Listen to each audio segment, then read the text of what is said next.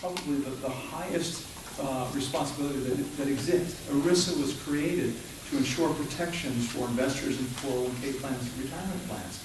So they have a fiduciary duty to protect those assets. So the first rule of a fiduciary is do no harm, right? So I'm kind of curious as to how the detail and mechanics work. If you're bringing investors and you're demonstrating to and proposing to existing investors and you're going to them, giving them the first opportunity, we can get you a 30 to 40% return, which I haven't seen the proposal, so it's hearsay to me, and I apologize for that. But my member clients have told me this is what's being proposed. How do you, on day one, have to do a taking, on day two, at a certain valuation, day two, turn around and re-securitize that at a 30% profit for those new investors? So aren't you just transferring, taking property and valuation from one investor and giving to a new, if you want to call them investors, that's a pretty good scheme. I'll sign you up. But I mean, I think there's a fairness issue here that needs to be addressed, and all the people have to, all the parties involved have to. And that is, you're absolutely right, there is a fairness issue to be addressed, and I think we will get to that, but we need people to understand a little bit better how this is supposed to work and whether it will work first. Bob, I'll give the floor to you for a second. I'm sorry, Robert, because you haven't had a chance to speak. But I don't want to dwell on No, I'll be really quick. First, I'm Richard Dorfman. Excuse me, Richard. A simple point, but one that I must say I'm distressed that we have not even touched on from the very beginning, which is that the overwhelming majority of American people behave honorably, even under stress, behave honorably. And when they sign a mortgage note that says, I promise to pay, that's what it means. I promise to pay. Not I promise to pay if the deal is appealing to me, not I promise to pay if my house has positive equity, but I promise to pay. Overwhelmingly, this is what happens.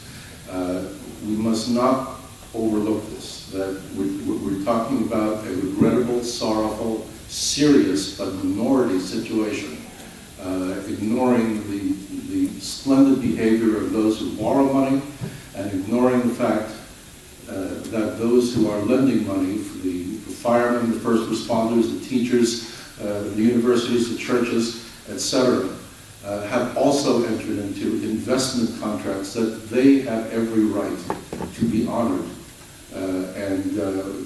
In order to do some concept of justice here, as Tim has well explained, it's necessary to do a deep injustice to the other side of this transaction. Richard, again, I'm going to apologize. That's all.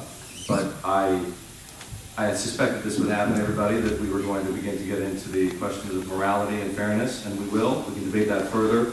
But between Neela and Laurie and anybody else who wants to jump in here, what I would like to ask is, would it work? If eminent domain were to be applied, if San Bernardino County, say, and I'm going to try and shorthand this for everybody, Bob, again, correct me if I'm wrong, if you have a house, if you have a mortgage loan for $300,000, your house is only worth $200,000 now, you're underwater. Under your proposal, Bob, a privately funded plan would come in and take out that mortgage, seize that mortgage effectively from the trust, compensate the trust to the tune of $170,000, and then that mortgage loan, provided the borrower, this is the homeowner, qualifies, would be eligible for a new loan, perhaps under FHA rules, with a smaller sliver of equity such that it could be refinanced at a higher amount. So you get taken out at $170,000, and perhaps you could refi at $190,000. That $20,000 spread would then go to pay the investors who put up the capital, plus cover some costs, plus cover the advisory fees by the firms such as MRP or whomever else may be involved. And perhaps there's a little bit left for the county to cover associated costs. But that, in principle, is what we're talking about. That's basically okay. So Laurie, Neela, and anybody else, would it work? Would this succeed? I mean, let's forget about the legality. We'll get into that in a question. If it were legal, if it were deemed constitutionally valid, would it work? I don't know if Laurie's something in, but that I will answer that question, and I'll answer it quickly, but the danger of underwater mortgages is not that just that people strategically default. Richard is absolutely right, and he is supported by research that people tend to pay their mortgage even when they're underwater. The problem is that when you get into trouble, when you lose your job, and remember we had a really bad jobs report that came out Friday showing that our economy is still struggling, that you just can't sell your house because you owe more than your house is worth. That means that when you go to the signing table to sell your house, you have to bring a check with you. And most families who find themselves struggling can't do that. And that's why being underwater is so insidious. You can't just sell your house. You are only in this option of foreclosing or short selling, and that is dangerous to struggling families. And so that's the problem that we're confronted in this. And I just want to also say that the problem with this particular issue is that nobody on this table is wrong. Everybody's right, and the numbers are right.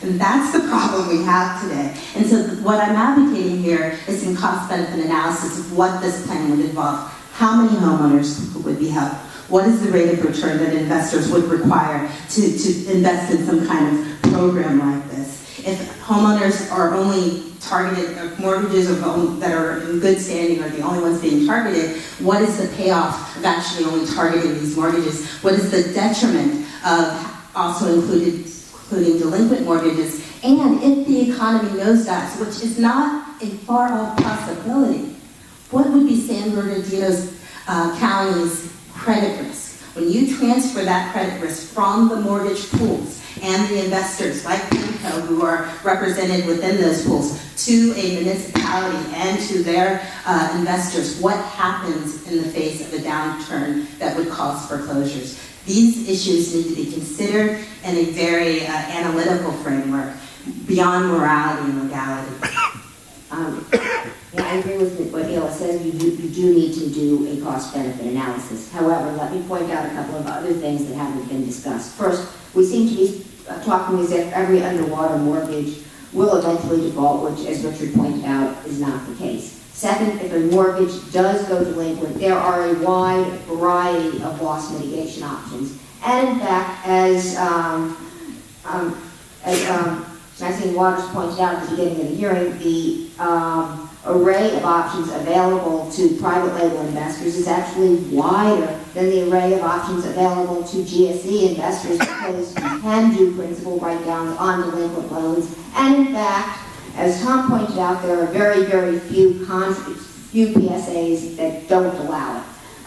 We've actually looked and found that over 40% of the modifications done in the last couple of months have involved some form of principal modification. So it's being done on delinquent loans and private label securities in great size. Secondly, and more importantly, there is, when you're looking at a cost-benefit analysis, there are unintended consequences of everything. And the unintended consequences in this case are huge.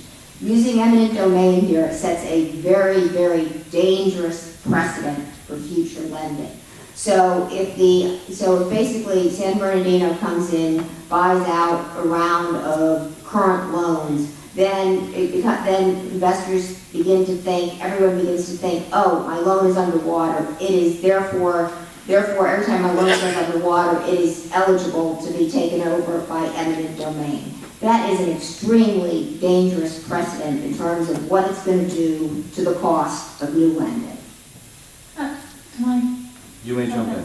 I think we would be having an entirely different conversation if this proposal had been targeted at delinquent loans than being targeted at current loans. Because what we are having in the area of delinquent loans... It's been expanded, though. We should make clear. Well, it hasn't been expanded the way the newspaper articles made it sound like it was expanded. So... there are other proposals that do. But that's, to Congressman Miller's point, there are other proposals for that. We are having there has been a problem all along with getting servicers to do the job that they are permitted and required to do under the PSAs.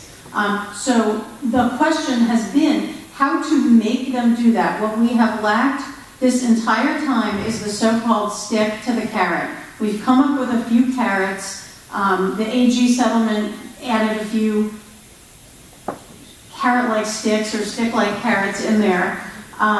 But the things that we have never had are an ability to just take these mortgages and fix them. The original proposal that would have cut through a lot of this, of course, had to do with changing the bankruptcy code, which is the way that our legal system actually typically handles the individual debt problems. This is an individual debt problem, and the most targeted, what you would call in some other contexts of law, least restrictive alternative would have been to go in that direction. We didn't go in that direction. We did not see the voluntary efforts of the servicers that were promised to us by lots of folks, including some folks or organizations that are on the panel here. And that's why we're at this level of desperation. You do see some private capital now doing the job of buying up these mortgages and restructuring them, keeping the owner occupant in a different mortgage. And that is a terrific result. And that's a result that you could get to if you used eminent domain on those mortgages. I think in the current space, everything's a lot fuzzier, and one thing I don't think anybody's really talked about is whether there would be any difficulty with these borrowers only being able to take advantage of this, or for it to only be able to have the effect that San Bernardino hopes it takes if they can get a refi. That's a key point, isn't it? That it doesn't